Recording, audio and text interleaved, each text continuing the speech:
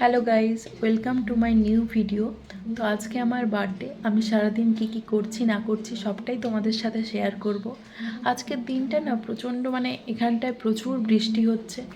তো ওয়েদারটা খুবই এমনি শীতকাল, তার উপরেই ঠান্ডা ঠান্ডা ওয়েদার। একটু ভেবেছিলাম নিজের বার্থডের দিনে একটু পুজো দিতে যাব, সকাল থেকে নতুনভাবে একটু নিজেকে প্রিপেয়ার করব, একটু ঘুরতে যাব। সেই সব প্ল্যান তো আর সাকসেসফুল হলো না। বলে না, আগে থেকে প্ল্যান করে রাখলে ওটা কখনো সাকসেসফুল হয় না।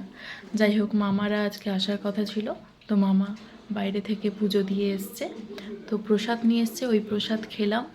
আর মা বাড়িতে রান্না বান্না করছে, ওইগুলোই টুকটাক হয়েছে। এবার সন্ধেবেলা কিভাবে কাটাচ্ছি ওটাই তোমাদের সাথে শেয়ার করব। চলো পুরো ভিডিওটা স্কিপ না করে দেখতে থাকো।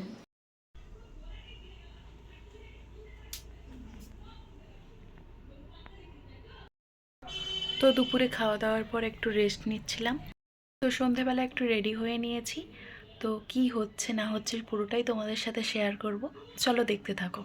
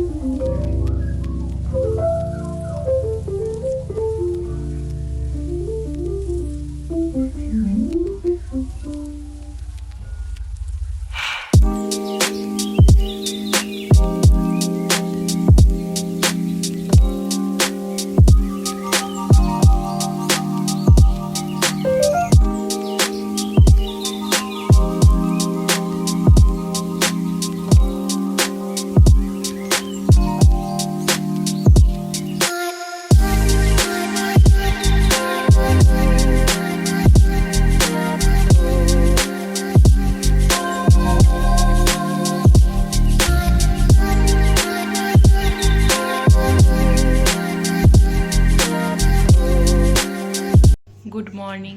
কালকের ব্লগটা আর শেষ করা হয়নি, কারণ রাত্রে খাওয়া দাওয়ার পর ভীষণ টায়ার্ড ছিলাম, সবাই মিলে গল্প করছিলাম, তারপরে ঘুমিয়ে গেছি, আর ভিডিওটা শেষ করাই হয়নি।